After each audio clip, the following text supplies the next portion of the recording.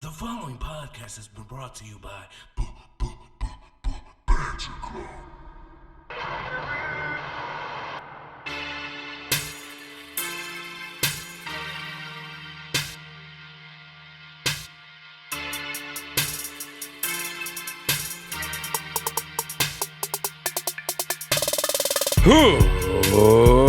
Ladies and gentlemen, boys and girls, children of all ages, Ramblemania proudly brings to you, it is us, it is we. We are your longest reigning Ramblemania Tag Team Champions of the world. The Angel of Death 6XL. Joining me as always, it is I, TJ the Great. Tell him who he is. We are the Banter Club. And of course, if you are not down with that, we've got two words for ya. Suzuki-gun. Ichiban. Yeah, Suzuki-gun Ichiban is about as good as it gets, especially with all this discourse over the Suzuki incident, an international incident that almost was very delicate to deal with. We'll discuss that and a whole lot more going on this week's edition of AEW Dynamite. Yeah, this kid twin had like all the fucking memes. They were going off on Twitter. Go ahead. They had that one with Joe Biden.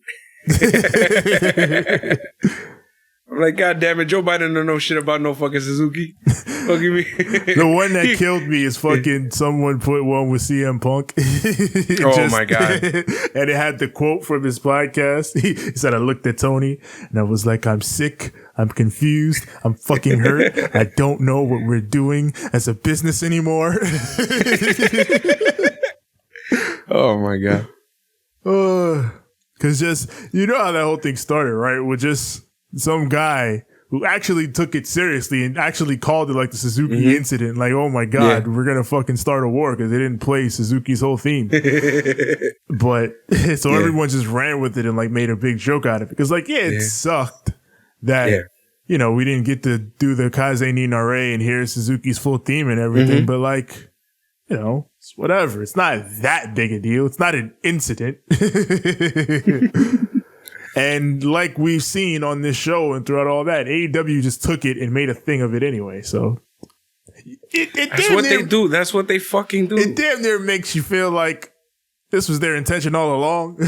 Like they fucking didn't play Kaze ni Nare on purpose. But now then they started blaming it on Cincinnati. Right. They had a whole plan and shit. But it's like, oh no, it's Cincinnati's fault. You know, they love them some Moxley. Well, you know, we had to give them their Moxley, but you know, whatever. They've dealt with it. Suzuki is on this show tonight. We'll talk about him. We'll talk about a lot more. Before that, let's hit the news. There's only one real thing to talk about in terms of news with AEW, and that is the rating. Yeah, 1.1 million. Which is about the same as last week, a little bit down. And a 4.4 rating in the key demographic. First on cable, number one, once again. And for the second week in a row, they just beat out Monday Night Raw in the key demographic. Raw and Dirty, I was going to say, Dirty Raw went down, I believe, not just in the rating, but also in the key demo, and fucking basically handed it on a platter, and then they try to blame it on football to fucking AEW. Yeah, people were trying to say, you know, football is the reason why this and that, but I mean, like, they knew football was coming. And I mean, granted, yes, if Monday Night Football is not on this week, then Raw probably does have a higher demo number because AEW's number was just higher. But you can't ignore the fact that AEW beat them last week in the key demo, and that was with no football on. So even considering, like, let's say there's no football on and Raw has a higher demo number, like a 4.5 or 4.6 or whatever, AEW's still right there.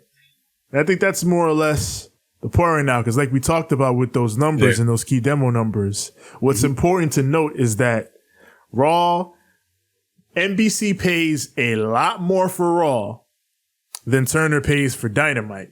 Yep. But Dynamite right now gets comparable numbers. Yep. And in terms of key advertiser numbers, they do better. They've been doing better. So I was watching Alvarez, and Alvarez was like, he was talking about it. He was like, yo, like, WWE can blame football all they want for, like, a lot of the changes that they're doing, but we know what it is. I was going to say, he elaborated by saying, like, I've watched one football game my entire life. And I knew that it was the beginning of football season. So what are you trying to... People were trying to say that like WWE doing the Big E thing on Monday wasn't a hot shot response to AEW beating them in the demo. But like they were saying, they only did that because football was coming. But like Bryan Alvarez pointed out, you think they didn't know football was coming? They know football happens the same time every year. Every year. Vince, like Bryan Alvarez said, Vince McMahon started a football league twice. Yep. He knows when football starts. He knows when his show has to start competing with Monday Night Football. And I don't watch Raw, so I can't speak to it. But Bryan Alvarez said the last week on Raw, they were building a tag title match. Yes, they did the tournament. Yes. So for them to go from a tag title match to all of a sudden a WWE championship match with fucking one half of the champions, because Randy's a champ, right? Yep. So for them to suddenly switch the whole plan, they didn't fucking do that because football's coming. They did that because they lost in the demo. Y'all boys is getting nervous. Getting nervous. And like, cracks are starting to show. It doesn't take away from Big E's championship win. Like, doesn't matter. It's fine. You can still love the fact that Big E is a WWE champion and praise it and be happy for that. And still acknowledge that they did it because AEW beat them in the 18 to 49 demographic. It's all fine. It doesn't matter. we got a good thing because a good thing happened. Yep. Look at it that way. Yep. So, I mean, I hope that's WWE's response from now on. Because AEW is going to keep, kicking them a little bit. And hopefully their response is, oh yeah, we're gonna do a better show. Hopefully that's what you want out of it. If WWE feels like their back is against the wall and they have to put on a good show to get out of it, then shouldn't you, as a WWE fan, want that? Shouldn't you want a better show? Or if you like the show as is, I guess you wouldn't, but whatever. I don't know. I remember when all those people got either injured or sick or whatever the fuck it was, and fucking Finn Balor was out here fucking whooping ass? Yeah, when they had... That's when they're at their best, when their backs are against the wall and they gotta fucking figure it out. Yep. And I hope that AEW keeps doing as great as they're doing, because that means WWE is gonna do better, hopefully. The stuff they're doing with buy rates, ratings, gates, it's all stuff that has not been seen in wrestling since WCW. Like, we do, and most people with sense do, but I guess the others got to get along with it and realize that this is not fucking a little rinky-dink indie promotion. This is the real deal. Tevin, it's time to light the fuse. And bring the boom, because it's Dynamite. You're damn right. We're going to point up. We're going to point down. Is it left? Is it right? I don't know. Then we're going to bring it straight to here.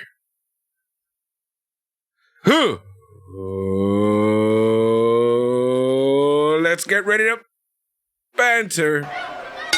AEW Dynamite from Newark, New Jersey, the Prudential Center. We're in Jersey. As we are reminded by many people on this show in good and bad ways. But we open up off rip the in-ring debut of Adam Cole, baby. He's taking on Frankie Kazarian, CM Punk. Wait. Yeah, I was going to say, CM Punk comes out to commentary. Yeah, CM Punk is on commentary. Excalibur is also back from his wedding and everything. So now we got, we got this Rampagey-esque booth out here. But here we are. Punk joins commentary for the first match. He says, I don't know Adam Cole that well, but I'm going to toot my own horn here and say I laid the groundwork for guys like him to make it in this industry. So, facts. True enough. Yeah. And Adam Cole pointed out last week, he's only 32 years old. So yeah, he's barely in his prime. So true enough. As usual, Frankie Kazarian is the perfect dude for guys to face in their AEW debut. And plus, he's the elite killer. He's the elite killer, yeah. So he for storyline purposes, he's also the perfect guy for Cole to face. Matter of fact, you were talking about how Team Taz was basically the gatekeepers, but fucking Kaz basically has the same, idea. Yeah. So, in ring, it's Kaz. Like when you show up to AEW and you're new, Kaz is gonna be the first dude you see in the ring. Yeah. But the first dude you're going to see on the mic is, hey, I'm fucking sick of your bullshit. Kaz, he hits Cole with a few chops, tries to roll him up, and then tries to put him in the crossface chicken wing. He tried the crossface chicken wing a lot in this match. But Cole fought out of it, hits him with the last super kicks to the face, and then hits him with the big neck breaker. Cole, he goes to the corner, he goes for a big super kick and starts tuning up the band like Shawn Michaels. That's a little tease. That's a little wink, nudge to WWE. Yeah, a little wink, nudge. Like, Adam Cole was the big mark for those guys and then got to learn under those guys. And Kaz hits Cole with a German.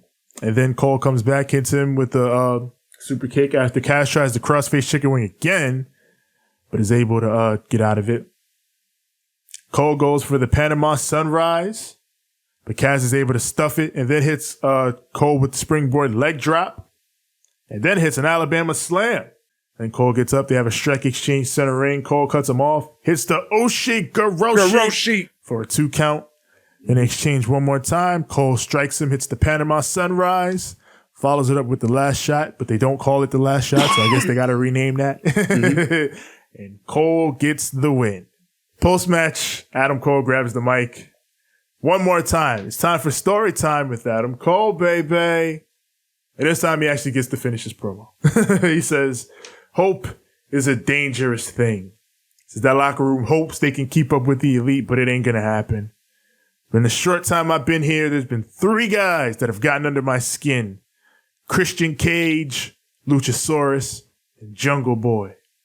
He should have said, Christian Cage, Adam Page, and Brian Cage.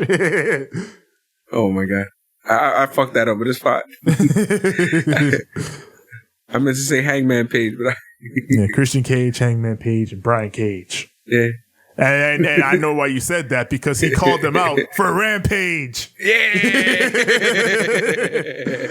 He says, Rampage Grand Slam in New York City. How about we do Christian and Jurassic Express versus Adam Cole and the Young Bucks. That's right. The Super Click is back, baby. And the match is set. Super Click. 7, are you ready? Oh my goodness, I'm ready. They fucking dropped a bomb on me with this one. They said Rampage is going to be 2 hours. I was not ready for that. I was like, what? And you telling me? Also, this Friday on Rampage, we got Butcher and the Blade versus the Lucha Bros for the tag titles. They say, we used to be family, but things have changed. And the Lucha Bros say, if you want our titles, you better come ready for war. Which, I'm ready for that shit. Fucking Butcher and Blade versus Lucha Bros. Don't sleep on that. That's going to be good. It's going to be war. It's going to be war. But now we got Tony Schiavone. He's backstage with Fuego del Sol and Sammy Guevara. Sammy. They got to add like all the New World Order stuff to it. Every time you see him on screen, Sammy Guevara. Him and Will Hobbs. Powerhouse. Exactly. Fuego got a contract and a new car. Fuego got a new car. But A nice one, too. yeah, he says as much as he likes the car, I traded all in for that TNT title. So fucking Sammy's like, oh, so what you trying to say? You trying to put that car up for that belt? Huh? And Fuego's like, you know what? Yeah, I'll do it. Spicy. Yeah. Miro on Rampage. I want another shot at that title, and I'll put my car on the line. Oh. What the hell, Sammy? Why'd you convince him to do this? He's going to lose his car. Yeah, he could have just got a bootleg from Pakistan or some shit. He just got a nice ass car. He got a family. You can drive him around and shit. Why you do this, Sammy? I'm over here like, you want a title? Like, just go buy one. Yeah, just buy a fake title. You ain't got to. But Fuego's a babyface. You got to do the honorable thing and win the belt. I have to win. No, you're going to die. You gonna die. You're going to die and you're going to lose your car. This ain't right. Terrible. Just terrible. And now we got MJF. It's diamond ring time. With the boy Wardlow. Him and CM Punk start fucking jabber jawing a little bit. Right? Him and Punk. Because whenever that happens, that's going to be some shit. I'm telling you, it's going to be Austin Triple H. That's honestly why I feel like they've been giving him so much promo time lately. Because they know, oh my God, we got to get ready for that. So. He comes out with his Furberry scarf like it's still fucking 2008. Goddamn Furberry. Says, last week everybody was sympathetic for crying Bryan. But Shut the fuck up. But they should be sympathetic for me. Because I'm here in the armpit of America, New Jersey. Ain't you from Jersey? They say that. Punk is like, ain't he from Jersey? Excalibur's like, no, he's from Long Island, which is Jersey Light. It's kind of funny because a fan in the crowd had that fucking kid picture of him. Facts. The crowd starts chanting, shut the fuck up at him. Oh, they heard my sentiments. Yeah. But MJF, I love this. Up. MJF he looked around, he was just like, no.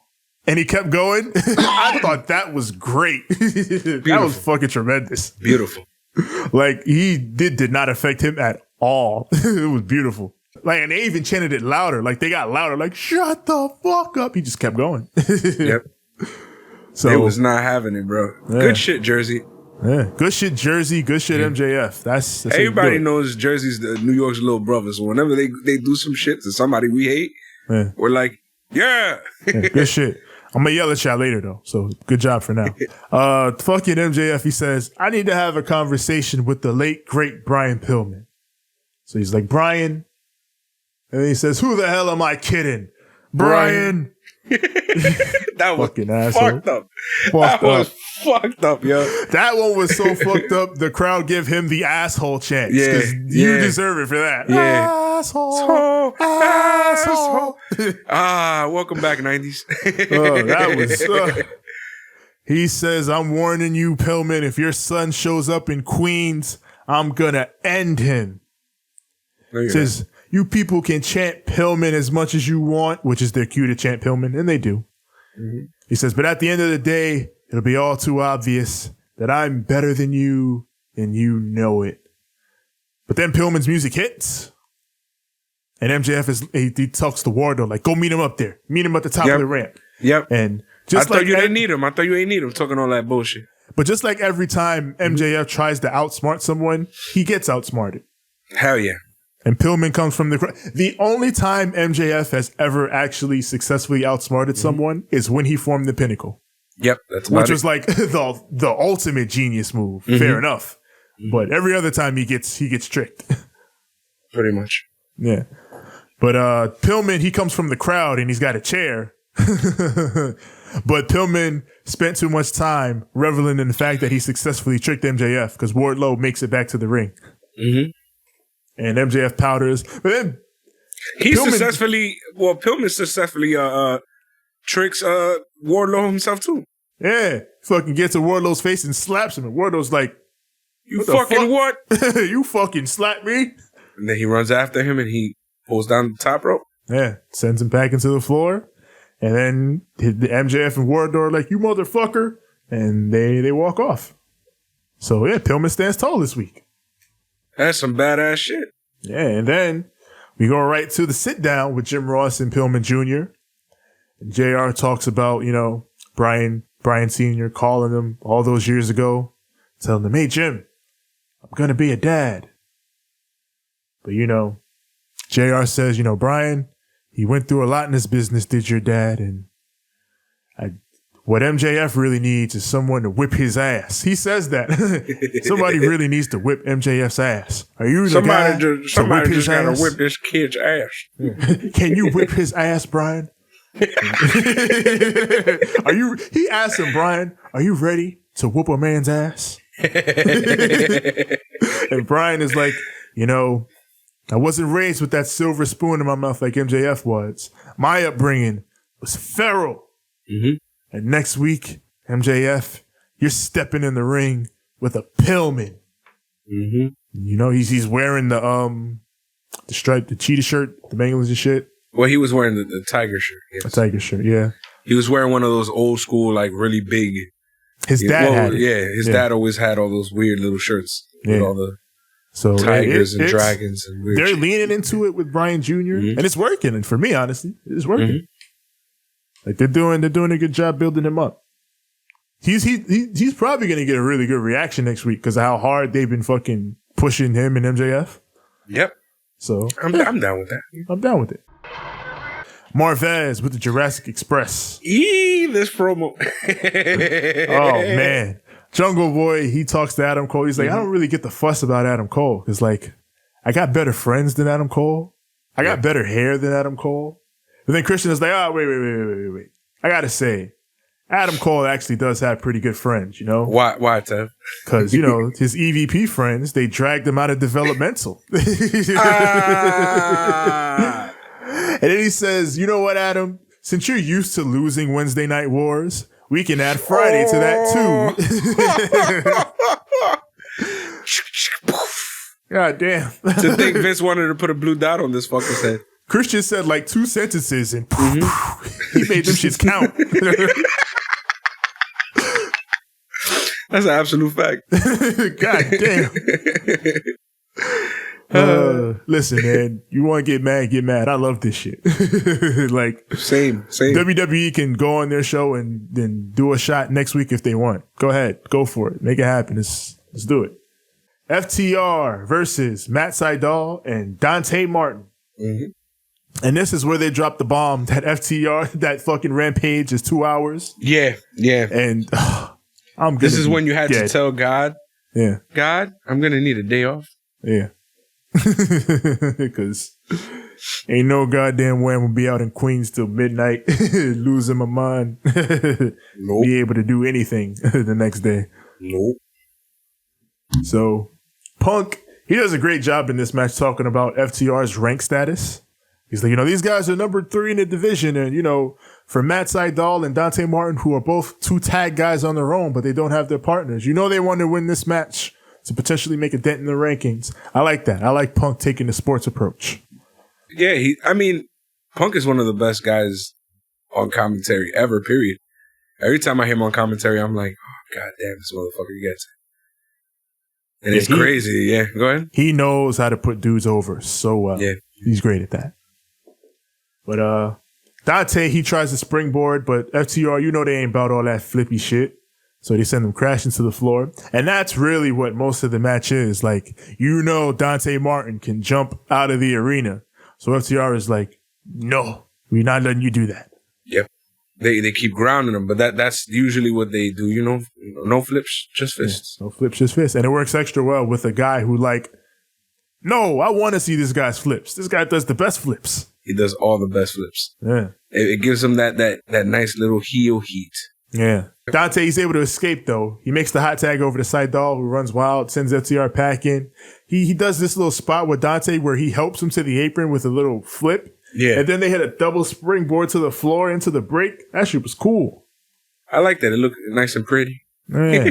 And we come out of commercial. Dante gets the tag. Sydal dives into FTR, and then Dante hits a diving springboard drop kick, which the air on that shit was fucking insane. I was going to say the air on anything that motherfucker does is like, how? Yeah. What are your legs made out of? What the fuck? This ahead, dude Gumby. damn near flew out of frame from the hard cam. Like the hard cam shooting up. This dude jumps and fucking goes all the way up. I'm like, what the hell? He's one of those guys who could do those moves that you can only create in the 2K games. Yes. Like his video game shit is his moveset. Mm-hmm. Dante sunset flipped both of them. Like they tried to set him in position for the big rig, but he just jumped over them both clean. And then he goes for he pulls Dax for the pin, but Cash pulls him away. But then Sydal comes in, sunset flips him. That gets a 2 count. And then Dante gets trapped alone in the ring. They're able to drop him with the big rig, and FTR gets the W. Damn right. Yes. Those boys are fucking savages, bro. Yeah. Good to see FTR fucking shit up again. Good to see that fucking Cash does not have to retire. Mm-hmm. Those promos were just a work. Yeah. But it's nice. It's nice. I like how they look when they're in that ring. They're so synchronized and so clean. They move as one. They're perfect. Like they were saying I don't know if it's in commentary, but I forgot what. But they were talking about how they were like, they basically are Tully and fucking Arn. That's what they are. CM Punk addresses the Suzuki incident. He goes over Minoru Suzuki. He's like, all right, listen, guys, this is a very delicate situation. Minoru Suzuki is a pro wrestling legend, an MMA legend, Pancrase trained. And, he feels insulted that his music was cut off last week. And JR is like, now we're going to hear from Lance Archer and Minoru Suzuki on this incident. They made it feel so real. They really ran with this. Like they went to, they say, hey, Punk, can you talk about this Suzuki incident? And Punk is like, yes, this is very serious. Oh, Lord. I love that AEW just ran with this. This is great. But here we go. We got Lance Archer and Minoru Suzuki. Archer's like, listen, that whole situation was bullshit. Doing the match in Cincinnati was unfair. You had the people on your side. You had the refs on your side. But you know what? We're going to change all that next week in New York City. You and Eddie Kingston, Mox. Shit. You're going to take on me and Suzuki. Shit. Y'all niggas is stupid, though. Because Tevin, where's Eddie Kingston from? I see what you're trying to do, Lance, but what you have failed to realize is that Eddie Kingston is from New York. That boy from Yonkers, B. The main dude we coming to see next week is Eddie Kingston. You done fucked up, Lance. That's dumb. Eddie gonna get the biggest pop on the show. You crazy?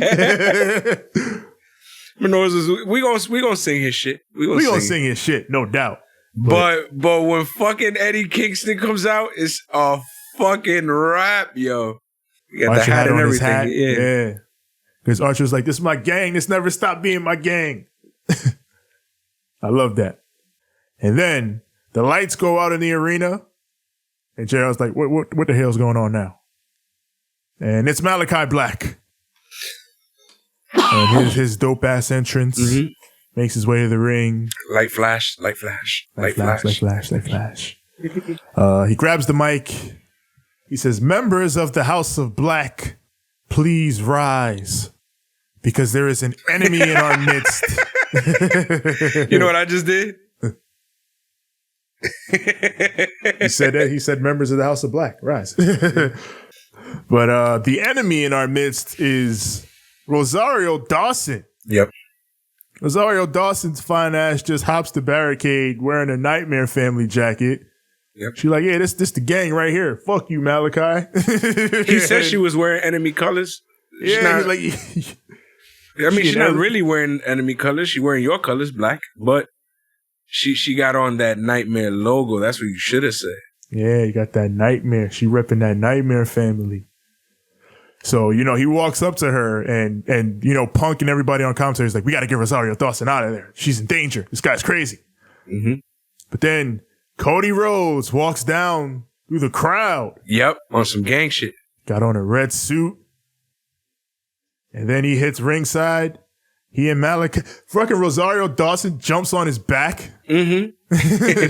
She was with this shit. She's gang, yeah. Hell yeah. And then Cody hits ringside, and then they brawl off into the crowd for like 5 minutes. This is a match. Yep. He fucking throws somebody's beer at him, and I was like, nah, son, COVID, son. In this economy, chill. Yeah, they had this big brawl, and there you go. It sure should hyped up next week. Cody and Malakai part 2. Let's do it. I mean, I feel I don't know. I don't think Cody should win. He might, but I don't think he should. He shouldn't. Yeah. Malakai should win his first feud. Yeah, like, and I expect it to be like a real match. Like, he's not gonna squash him again. But I do think Malakai should win. Yep. Like, you can do a hard fought, whatever. Cody bleeds all over the place. You know he's gonna bleed. Yep. But yeah, you do that match, and then Malakai still is able to eke out a win, however, whatever, and put him over. And I don't doubt Cody would, like, I would not be shocked at all if Malakai did win next week. But I don't know. I kind of expect Cody to win, and I don't want him to. But we'll see. So we got Marvez with the Dark Order talking about that match on Friday. Allin and Andrade, but she can't even say shit for the Dark Order. Just breaks down. Like, Uno comes in like, hey, let me talk about Andrade. And then Alex Reynolds comes in like, look at you trying to steal Anna's spotlight now. And then Uno's like, I thought you left the group, Reynolds. And then Reynolds is like, no, I left your dumb ass. And then they all get into it. And then Anna's like, all right, that's enough. If you guys can't get along, then I don't want any of you at ringside for my match on Friday. And then poor John Silver is like, even me? And then Anna's like, even you. Leave me alone. And then she and Ty walk away. This is so sad. That made me sad. Not even John? Not even John? Not even Johnny Hungy? Johnny Hungy, come on now. Come on, Anna. That's little bro. That's Johnny Hungy. He hungry. I guess Anna, like, you all fucking up right now. I gotta get y'all shit straight. So now we got Dan Lambert in the ring.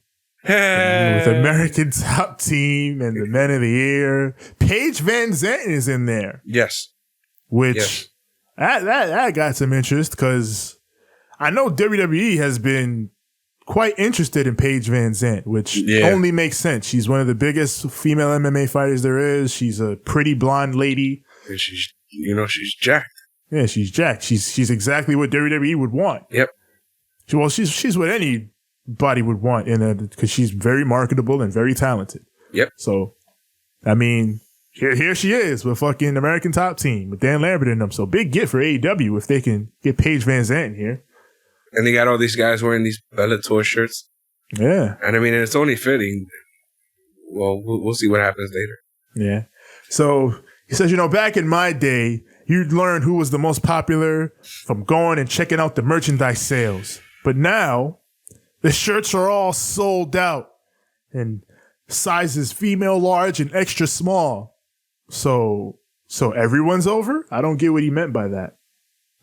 Like, you used to be able to tell who was over by what shirts were sold out. But now all the shirts are sold out. Fucking everybody's over. What? Why is that a bad thing, my man? Yeah, what? So then he's like, you guys probably like watching some 5'9", 160-pound dork super kick people and dive off buildings and kick out at 2. And I'm over here like... I'm like, yeah, that shit sounds awesome. Sounds like a great match. Chris Jericho and Jake Hager come out. We hear Judas. Fucking Dan Lambert starts yelling, turn that music off. It's the worst song ever. And they do, and the crowd keeps singing. Yeah, because he's like, no one even knows the words to that. They just look it up on their phone. So, of course, the crowd starts singing a cappella. Like, bitch, we did this already. You think we don't? We know this. CM Punk says Dan Lambert is like if Bobby Heenan had a wardrobe of affliction. Terrible. So Jericho's like, hey, I get it. We'd sing your song, but no one knows the words to I'm a fat-faced dipshit. Yeah.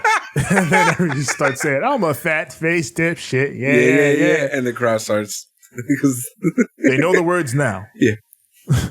So Lambert says I expected better out of you, Jericho, but I guess you would say anything to get these idiots to spend their allowance money. And Jericho's like, you guys get allowance money?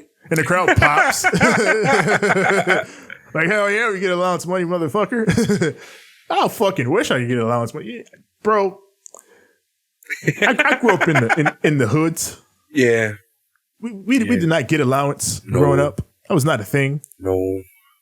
So this idea of allowance is foreign, privileged, and high class to me. So if I hear you got an allowance, I'm good with that. I want an allowance. At most, your parents will give you like $5 to go buy some munchies on a Friday after school. Jericho's like, listen here, Dan Lambert, you can't intimidate us. We got Jake Hager here. He's undefeated in MMA. And I've been fighting MMA guys my whole career backstage. He said that. Like, I got into a dust up with an MMA guy years ago. Can somebody please tell him who it is? Well, one of them was definitely Goldberg. And one of them was also Dave Bautista, I think. And one of them, I think, might have been either Dave Bautista or Brock Lesnar. I don't think he actually fought Brock. I think he just yelled at Brock. Yeah, he yelled at Brock. Yeah. He yelled at Brock that one time because he thought something was real. Yeah, I think he thought, what was it? The Orton thing. Yeah, where he elbowed him in the head. Yeah. And he started leaking. Yeah. Jericho got worked. And fucking Brock looked at him like, you fucking Mark. Yeah, but I mean, in fairness, like, Jericho was rightfully angry because that was stupid as fuck. Yeah. The fuck would you have him elbow him for? Just blade, you dipshits. But whatever. But you know what Vince said? It has to be hard. It has to be hard way. It has to look real. Suck a dick, you dork. Just blade. Like, fuck, you could have gave Orton a concussion. Yeah, it could have been real bad. Yeah. So, Jericho and Hager, they start to hit the ring. But Lambert's like, no. If we're going to do this, we're going to do this in a real city and not this shithole New Jersey. Oh! You want to fight next week? We'll do it in the biggest city in the world, in New York City. And that match is set for, I think, Rampage as well. That's still like, damn, though. Yeah. Jericho and Hager versus Men of the Year. I'm wondering, I guess there's still this week's Rampage and next week's Dynamite to fill out next week's, because they got to do more for next week's Rampage because it's 2 hours. Yeah. So I guess we'll see, because I'm feeling like with American Top Team and all that, there might be some fuckery in that match. And that may be where we get Santana and Ortiz in New York to help even the odds. Let's see. So we'll see. Because then we're going to see them. Yes. Because I know you got to find a spot to put in Santana and Ortiz next week. Hell yeah, you have to. You have to. Yeah, no question. We got the fucking Gunn Club. This is weird, man. The Gunn Club. We are tired of being disrespected, all right? We are undefeated in AEW. And they are. I can't believe they fucking went with this for the heel angle. Yep. This is they went with this for the heel angle, and in my head, I'm like, but they're right though. They are right. The Gunn Club is undefeated. Yeah. So, we're tired of being overlooked, and if anybody's got a problem with that, you just say win. Okay. Yeah, damn. Fucking Gunn Club. So are they going to be ranked and shit now? Are they going for those belts? What are we doing here? I don't know. Yeah. They all had no shirts. Yeah. Gunn Club showing off. Yeah, I'm like 70 years old and I still got a fucking 8-pack. Yeah, right. I'm still fucking shredded. But yeah, man, Gunn Club going crazy. So up next, we got Jade Cargill versus legit Leyla Hirsch. I love Leyla Hirsch, bro. Leyla Hirsch is a Jersey girl. Oh, I didn't even know that. Yeah, this is her hometown. Good shit.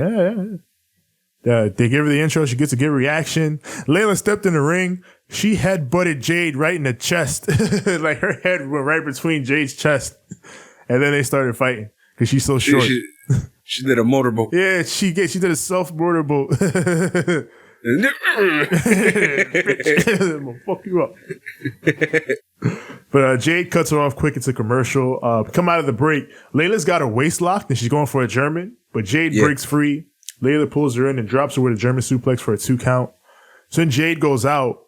Leyla hits her with the toe suicida. Hits her in the big knee in the ring for a 2 count, which I think that's like one of the first real near falls we see for Jade here in AEW. Yep. And like Jade selling is a little weird, but granted, she doesn't do much of it, so we'll cut her some slack. She don't sell that often, so it just looks very like as she gets used to doing it, she'll get better. So Leyla misses a moonsault, and then Jade rocks her with the pump kick, then hits Jaded, and that's the W. This was probably Jade's most competitive match yet. And, it was pretty good. They gave Leyla probably when probably when they introduced her. Yeah, the one with Red Velvet when they introduced her was pretty competitive. So it was either that and this. Mm-hmm. But other than that, it's been mainly squashes for Jade. So it was nice to see Leyla Hirsch get the, get a near fall on her. Like, oh shit, she got it. She got the juice. She could have beat her. We got Andrade. He says, if you lie to me, it's because you don't respect me. Says he's always one step ahead, and he never gave the order to interrupt his match. So he talks to his guy. His guy's name is Jose. Yeah, we finally found his name is Jose. So he's like, Jose, what happened out there? And Jose is like, it was Chavo. Chavo told me to interfere. Andrade is like, Chavo is not the boss. Andrade is the kingpin, and I can beat Pac or anyone whenever I want. But I'm just a jalapeno. On a steak. I actually like this promo a lot. Like, Andrade is definitely catching the groove now. Like, it's like we talked about on Rampage. He shed that stink from WWE and all that. And that WWE funk. Yeah, and now he's in his zone. He's getting in his zone. This promo was good. I liked it. Yeah, it was good. And here we got Taz. Fucking Taz walks up to the commentary table. He's like, hey, you trying to take my job? So you trying to take my job now, huh? You want to take my job too? If you trying to do? And Punk is like, I'm not trying to take your job. What are you doing here? What are you doing? Huh? You think you're doing out here, huh? So then, it's clobbering time. It's clobbering time, huh? So then Hook walks up to Punk, and then once again, it's Punk face to face with Hook. Mm-hmm. And then as Punk stares down Hook, he's attacked from behind by Powerhouse. Powerhouse. You said send Hook? He said send Hobbs? He said Hobbs. And that is clobbering time. Yes. Taz says it's clobbering time, huh, Punk? It's clobbering time? And Punk tries to fight back, but then Hook put Punk in the Dragon Sleeper. Mm-hmm. Anytime Hook actually does shit, I'm like, oh shit, Hook did something. His dad is Taz. Yeah, because usually Hook just be standing there like. Yeah, with this little crop top looking like a little fuckboy. Yeah, but so when Hook do something, it's a big deal.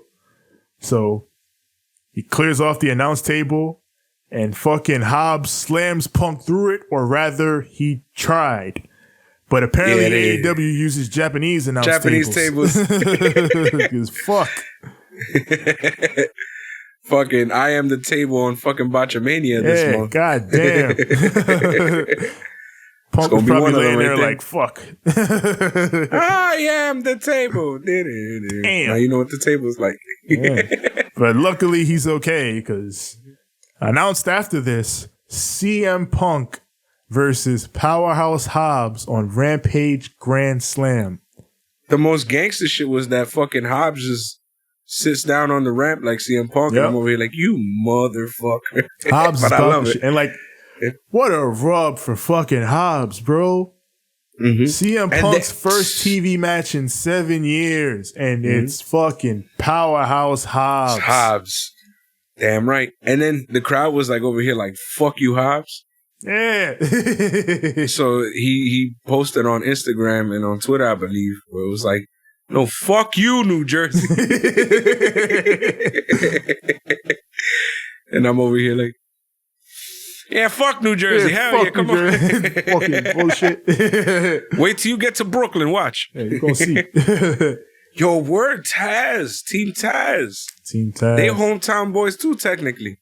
Taz lives in Long Island, technically. Yeah. You be saying that. Long Island, you know, that's my hometown. So when they go to fucking Long Island for that UBS show. Yep.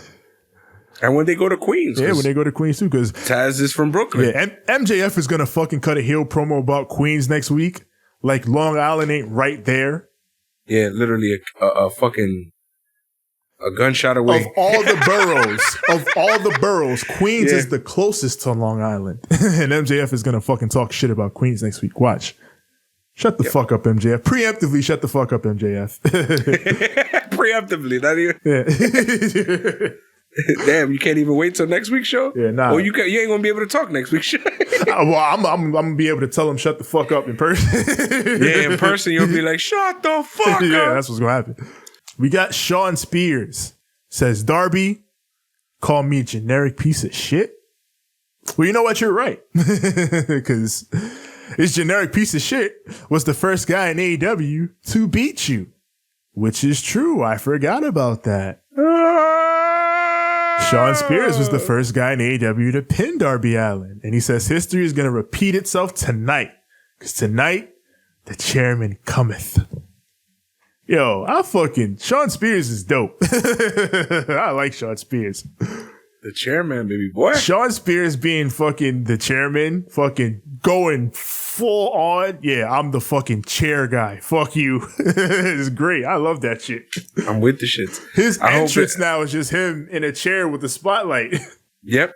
I hope at a certain point, him and Christian can get together. Because I would love to see a concerto. Yes. It would be beautiful. And he's Canadian. Yes. Yes, it would be beautiful. The chairman and the guy who won matches with chairs. Yes. Teaming together. And then concertoing the shit out of somebody. Unless Edge comes through. If that's the case, then. Adam Copeland. What would they call him? Right. Yeah, he's never left the company. Yeah, he's the WWE guy. Yeah. Fucking meet up with some Mexican dudes and they'll change his name to Esquina.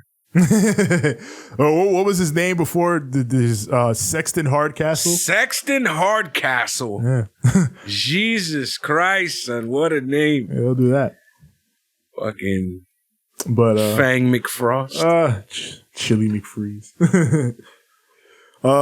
Shawn Spears versus Darby Allin.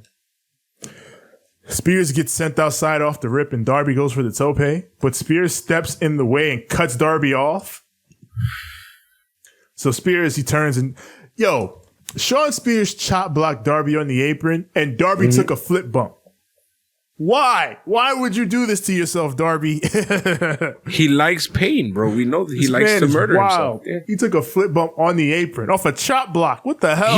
He likes to kill himself. We know this already. And then Spears, he grabs a towel and he wets it. And I'm thinking like, he's going to fucking waterboard Darby or like, torture him or some damn, shit. Yeah. Like, you wildin'. Nope. He does something insulting instead. Yeah, he wipes off his face paint, which is actually way more evil. Yeah. Yeah. Yeah, like, fuck your character. Fuck who you think you is. You're a piece of shit. I'm a generic piece of shit? No, Darby.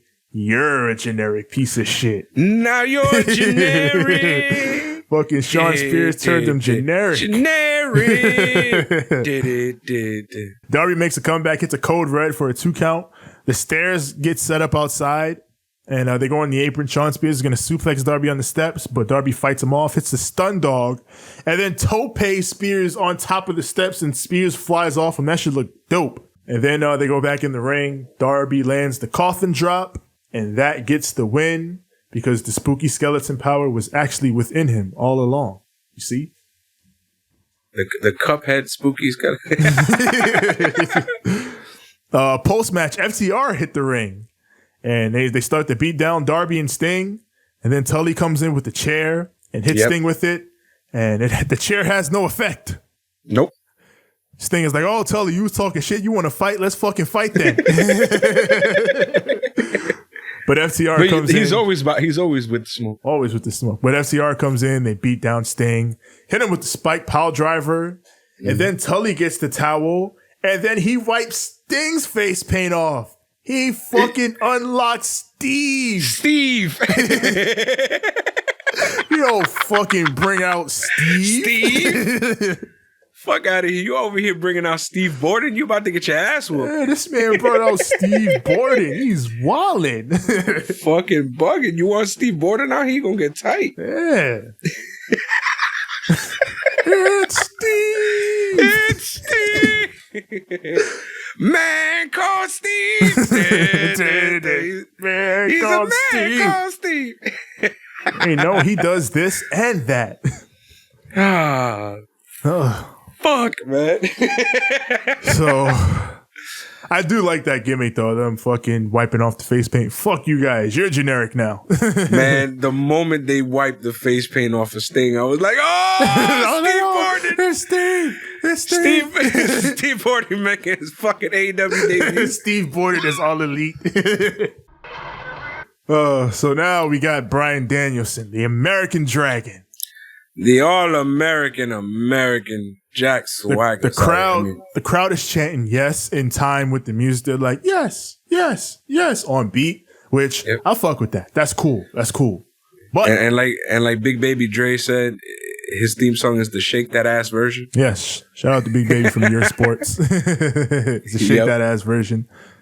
But like, we got to get with the chant that they literally recorded onto the song, people. You're going to get your fucking head kicked in. We need that. Clap, clap, clap, clap, clap, clap, clap, clap, clap, clap, clap. I'm telling you, next week, I'm on it. I'm on it next week. We're making it happen. So, Tony, he asks Bryan Danielson about wanting to face Kenny Omega. But then out walks Don Callis and Kenny Omega. Don Callis, go home. Don, why is Kenny biting his shirt? Right? Both these dudes out here in just white. The two, like, fucking best wrestlers on earth out here in plain white tees. Not wearing their merch. Yeah, not wearing merch. Pieces of it. Come on, man. We don't need to sell merch. No, We're wear wrestlers. your merch. No, wear your merch. But Donnie's like, I've listened to this all week, and I'm tired of this, Bryan, you sanctimonious son of a bitch. Excuse me? I guess it must have been so hard for you to come to the best wrestling promotion in the world, built on the back of Kenny Omega. You know, I heard you talking about wanting to make the industry better and rising tide lifts all boats and all that. I don't believe that. People call me a carny piece of shit. But then the crowd chants piece of shit at him. But then Don says, well, you know, Kenny told me that he knows you, Bryan. He knows you from way back when. And he says, no, that guy, he really means that. So if you do mean that about change in the industry, then you're not a carny piece of shit. And in fact, you're just like these people. You're a mark. And then Bryan grabs the mic. He's like, shut up, Don. Yo, he literally, you're not emphasizing the way this man said it. He looks at this man and he goes, shut up, Don. And I was like, oh, Daniel Bryan, you tight? Like, shut the fuck. Get the fuck. Dragon I'm ain't talking playing to out Kenny here. Omega out here. That's I ain't what he talking to said. his stupid ass. Then I'm here to talk to Kenny Omega. Says, one day, Kenny, this is going to be about the title. But right now, it's just about who is better. Mm-hmm. Let's give the people what they want. Kenny Omega and Bryan Danielson. And the crowd is roaring, yes. They're doing the chant. And Don says no. And Bryan says, shut up, you piece of shit. Yo, he's not playing, bro. And the crowd chants piece of shit. I haven't seen Bryan Danielson, this Aggie, since he was Bryan Danielson. You've never seen Daniel Bryan curse. You've seen the American Dragon Bryan Danielson curse many, many times. Yeah. I didn't expect to see this. I'm like, oh. But that's who this man is. This is the American Dragon, Bryan Danielson. That was my first glimpse of like, oh no, this is Bryan Danielson. Yes, sir. Throw that Daniel Bryan name in the garbage. Forget it. Forget it ever happened. This is fucking Bryan Danielson. And I was like, oh, my bad shit. Bryan says he came here to fight the best bout machine, the god of pro wrestling. But since I've been here, all I see is a guy who hangs out with stooges, and lets a piece of shit talk for him. And then Bryan says, you know, I heard the rumors, and maybe you've lost your passion, maybe you've lost a step, but I don't think that's true, Kenny. I just think you've lost your balls. Somebody, I need. My goodness, Bryan. Clear. So he wants to know, what's the answer? Yes or no? So Kenny takes the mic. He says, my answer is yes. Yes. And the crowd goes crazy. Donna's like, no. But it's on. And it's on in Queens. The main event of Dynamite Grand Slam is set, and it is Bryan Danielson versus Kenny Omega, non-title. Holy shit. Holy shit. Let me tell you something. When we were thinking about this show in Arthur Ashe, we were not thinking that we were going to get a Daniel Bryan match. We thought, oh, he's going to debut there, and it's going to be pretty cool. They're like, nah, we're going to debut him this day. And just so that you know we love you, New York. Now you're going to get a match with Daniel Bryan. I mean Bryan Danielson. Right, like, all right, Chicago, you get the Danielson debut. For New York, you get the in-ring debut. And it's not fucking, you know, Daniel Garcia, which would have been dope. That would have been absolutely dope. But they're fucking going right away. Yo, have this dream match. Have the match you've literally been asking for like a fucking decade. Here, take it. What the fuck? Tony Khan, stop doing this. Stop doing this. Because I get used to it over here. And I watch fucking NXT and I'm over here like, stop doing this shit. Stop giving me shit that I want.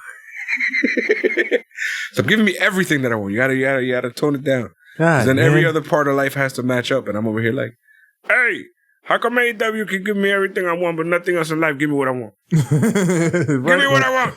Right? Fuck. Is that really what you want? Give me what I want. Yeah, Tony Khan was like, oh, word, you want Omega Danielson?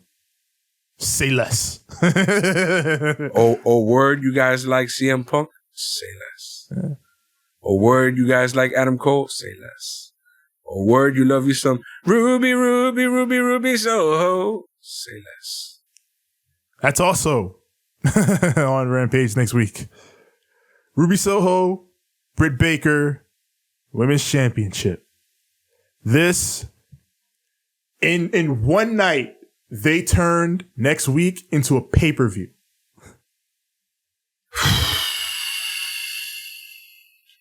Yeesh. Grand Slam. It is a Grand Slam. This is a Grand Slam.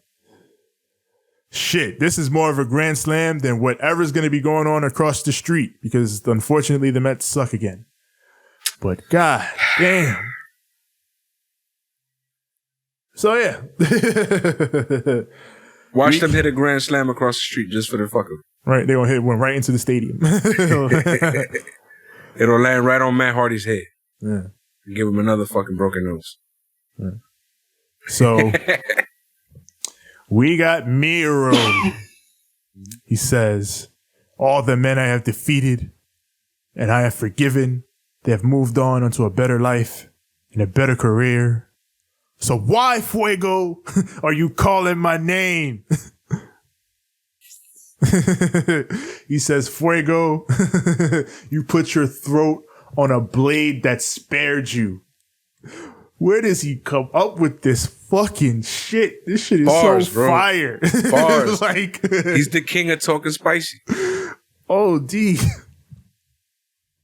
Says next week, you know, he's going to fucking destroy Fuego and he's going to bash his brains, then bash his car, and your family will give thanks for me.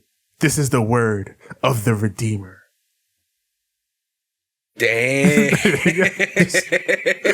Yo, Spicy. Miro be disrespectful. Miro is fucking violent, bro. I love him. We got Matt Hardy, who still is obsessed with cutting Orange Cassidy's hair. That's. I guess. So, Matt posted a picture of Rebby on Twitter. Yeah. He was like, "Yeah, I wonder why I got so many kids." I was like, "All right, Matt, I see you." And now it's time for the main event: Jon Moxley and Eddie Kingston versus 2.0. Main event 2.0. These men make their way to the ring. And then 2.0 and Daniel Garcia try their attack from behind technique to kick things off, because that's the thing. They attack from behind. But Mox cuts it off, starts to kill Parker to take us into the break. And then we come back. 2.0 is in control, but Mox gets the hot tag. The Eddie who runs wild. Kawada chops in the corner. All them shits. Hits the exploder on Lee. Parker tries to roll him up, but then eats the Hurricane. Mm-hmm. And then Eddie and Mox just look at each other like, yo, let's kill this motherfucker. So they killed this motherfucker. Because, also, you know what I like too? I like the like, kind of like the brotherhood relationship that these two have. Mox and Eddie. Man, when they came out and they like hugged each other and they're like, my brother. And then they get in here. And it's like it's like almost like they've been a tag team forever. Yeah. People forget they haven't been a tag team forever. Known each other for a long time. But it's so weird that they're just like in sync, bro. It's straight. It's similar to what I said about FTR, where it's like, that motherfuckers is getting too good at being tag team. Stop. Yeah. You know what it is? WWE ain't got no good tag team. So when I see a good one, I'm like, oh, this is They don't care for tag team wrestling over there, but they do over here. Yep. So, they hit the Violent Crown. They get the win. But they don't even have time to celebrate us. Post-match, Minoru Suzuki's music hits. Yep. And he letting that shit play this time. He walks down to the ring. We fucking get there. Suzuki gets on the apron. He's like, let's go. Let's do it. Mm-hmm. And then we get to Kaze and yo, Jersey, what happened? They not. We spent the whole week doing this whole thing with the Suzuki incident. You didn't play a Steve. You didn't let us Kaze Nina Ray. What the fuck? Because you feel me. What happened was it wasn't the Smarks out there. Now, the people in Jersey. There are people that were at the show that said, we sang it, but the arena wasn't mic'd well enough. Which, okay, I guess I can buy, but, like, I was hearing them chants loud as hell, loud and clear. I heard Adam Cole get a enormous pop, very, very loud and clear. I don't know, man. This cousin. Listen, y'all sang Judas, no problem. Yeah, exactly. I heard Judas perfectly. Where was the Kaze Nina Ray, bro? Where we spent a week building to this. And y'all let us down, Jersey. You let us down. Jersey, this is why you the asshole of New York City. MJF was fucking right. This is why you're the armpit. See, this is why. Don't worry about it, Jersey. We got it next week. Man, I love y'all in Jersey. I'm talking shit. We got it next week. Oh man, I got homies in Jersey. It's all love. It's just this was a great crowd. They were a great crowd. The whole show was great. Yeah, fucked up on that. I just missed the one spot, but it's fine.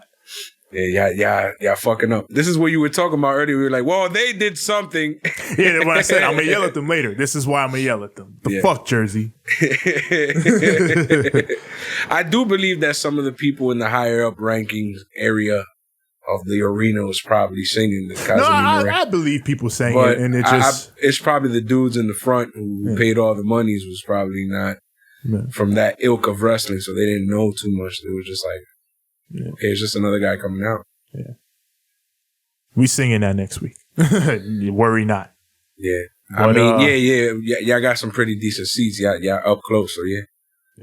So Mox and King and Archer and Suzuki, they're all brawling around ringside. And that's how we end the show. Yeah, they brawl into the crowd and then that's it. And I'm like, I'm here watching it and I'm like, hey. We're out of time, friends. I'm like, hey. I was watching that. But beyond that, a fun show. And like I said, within one night, they turned next week into a pay-per-view. That's the show. Try this shit behind us. It's good. It's good shit. Next week is a great time to jump in. So, yeah. Hell yeah. Hell yeah. So, that's New York. That's our show. Yes, it is. Up. What more can I say? Tab, just, let them know where to find us. Yes, sir. You already know where to find us. Find us on Instagram at Ramblemania Show and at Banter Club Podcast. Find us on Twitter at Ramblemania, Facebook.com/Ramblemania Show. Also find our group there, Ramblemania Show's Banter Club, where we and the other podcasters and wrestlers and everybody we associate with post all our goings on and all that is going down. As far as the audio goes, everywhere audio is found. Apple Podcasts, Google Podcasts, Spotify, Stitcher, Anchor, TuneIn, Overcast. Everywhere your podcasts are found, just search Ramblemania Show or Banter Club. As for the video, right here on YouTube, search Ramblemania Show or Banter Club. And when you get here, like the videos, click subscribe, click the bell. And when you get here, God damn it, I fucked that whole shit up. Like the videos, click subscribe, click the bell so that when the new content drops, it goes straight to you. And that's for me personally. Find me on Instagram at TJ the Great One. That's TJ the GR, the number 8, the number 1. And find me on Twitter at TJ the Great. That's TJ the GR, the number 8. It's as simple as that. TJ the Great. You can find me on Instagram at the number 6, the letter X, the letter L. That is at 6XL. You can find me on Twitter at SIIXX. Ain't I great? That is at SIIXX. You are ready. Well, Tev, this has been a fun show. This has been a fun week. I'm just going to leave these people out here in the tube of the U and all the people listening around the world on the audio with a little something called Too Sweet. Too sweet. And a good fight. And a good night. Black. Well, I'm not even going to do all that. Let me holler at you right quick. This shit is amazing. This shit is incredible. I have all the fun watching this shit. Try it. Like vitamin water. Give it a shot. I'm telling you, bro. I'm telling you, don't listen to nobody. And don't give it a shot on some bullshit. Give it a real shot. Like, you know what I'm saying? Like, really, really, really don't go... Erase everything you know about everything and everybody else. Go watch the show with a clear, fresh mind. Don't go in there watching and expecting to see WWE or NXT or New Japan or Ring of Honor. Go in there saying this is a whole other show. It's a whole situation. Watch it and enjoy it. And if you don't enjoy it, then say fuck this shit and then I'm stupid. But I mean, just try it.